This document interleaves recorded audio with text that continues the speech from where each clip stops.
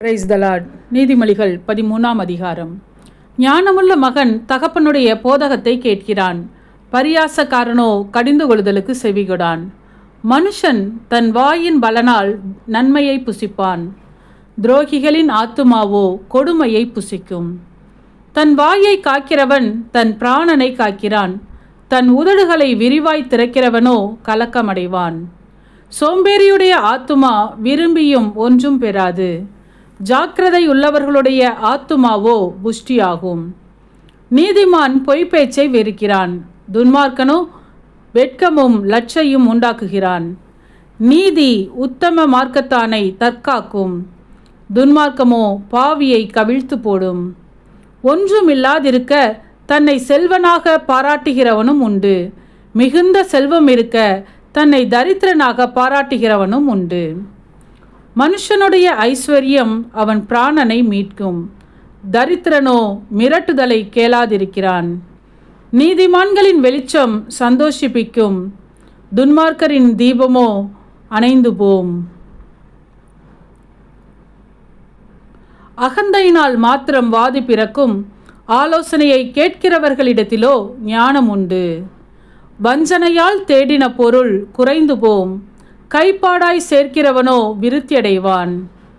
நெடுங்காலமாய் காத்திருக்குதல் இருதயத்தை இளைக்க பண்ணும், விரும்பினது வரும்போதோ ஜீவ விருட்சம் போல் இருக்கும்.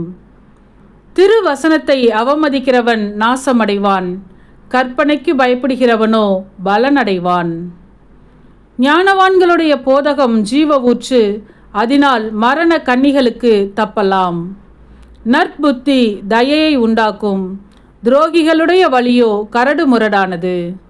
விவேகியானவன் அறிவோடு நடந்து கொள்கிறான், மூடனோ தன் மூடத்தனத்தை வெளிப்படுத்துகிறான்.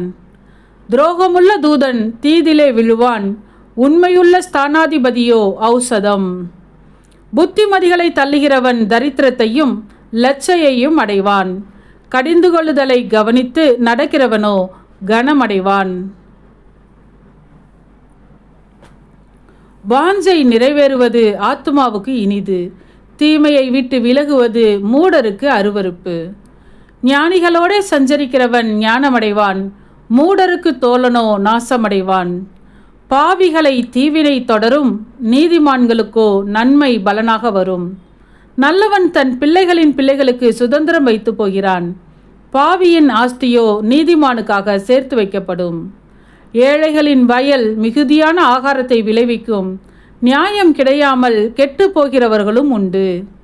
பிரம்பை கையாடாதவன் தன் மகனை பகைக்கிறான், அவன் மேல் அன்பாய் இருக்கிறவனோ அவனை ஏற்கனவே தண்டிக்கிறான். நீதிமான் தனக்கு திருப்தியாக புசிக்கிறான், துன்மார்க்கருடைய வயிறோ பசித்திருக்கும். ஆமேன். சத்தியத்தையும் அறிவீர்கள், சத்தியம் உங்களை விடுதலையாக்கும்.